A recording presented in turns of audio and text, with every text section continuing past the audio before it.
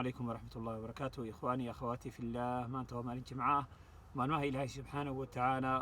ما نوها تضبطك إلهي أبو رياض ما نتي وفي عنيدوي وما نتو إلهي كدورت ما نوها تضبطك أولا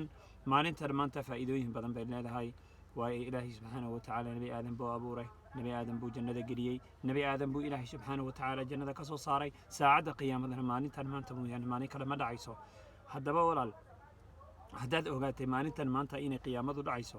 maxaan kugula talinayaa waxaan kugula talinayaa walaal adigoo daaca ilaahay ku jira inay qiyaamadu kugu timaado adoo ilaahay raargelinaya inay qiyaamadu kugu timaado adoo ilaahay ka cabsanaya inay qiyaamihii ku yimaado oo kugu soo galo adigoo ilaahay subxaanahu watacaala raargelinaya inay qiyaamadii kugu dhacdo taas adigana dan ku anigana dan ii ah baaraka allahu fiikum haddaba walaal nasteexooyinkan dhowrka ah ee aniga naftaada iyo naftaydaba aan u wado fadlan ila dhegayso kow waxaan kugu nasteexaynayaa inaad ilaahay qof raaligelinaya noqotid qof ilaahay ka cabsanaya ilaahay raaligelinaya inaad noqoto maalintan maanta maalin kastoo ku timaada waa fursad maalin kastoo kusoo hormarta waa fursad maalin kastoo kusoo hormarta waa maalin loo baahanyay inaad beerato oo aad si fiican u beerato oo ay miraheedana beri baad heli doontaa laba inaad alla ka cabsi wax walba ka hormariso shay kastaba inaad ilaahay subxaanahu watacaala ka hormariso waayo alla ka cabsiga wuxuu kuu furayaa albaabyo badan oo adiga markaa runtii kuu furmi waaye saddex inaan acmaasha uu nabiga nagula dardaarmay calayhi salaatu wasalaam inaan samayno saniga nabiga inaan badino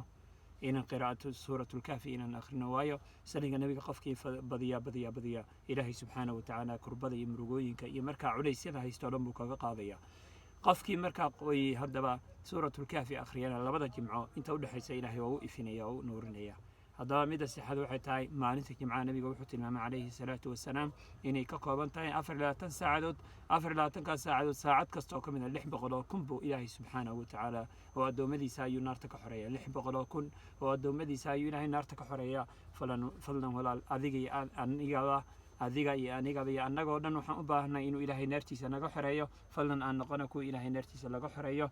fadlan aan noqono kuwa ilaahay subxaanahu watacaala naartiisa markaa laga badbaadiyo baaraka allahu fiikum maalintan maanta acmaasha aadka u badan iyo wax ka badan baa soo arooray fadlan ka faa'iidayso waxaad oga faa'iidaystaa duuduub ahaan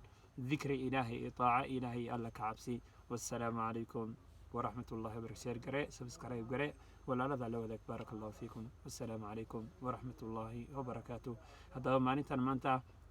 ساعد مستجابة كجرته تعاد عن بضينه سوء إلهي عذاب كيسنا وقبل بادي وحن أباهنا هنا نسيه والسلام عليكم ورحمة الله وبركاته.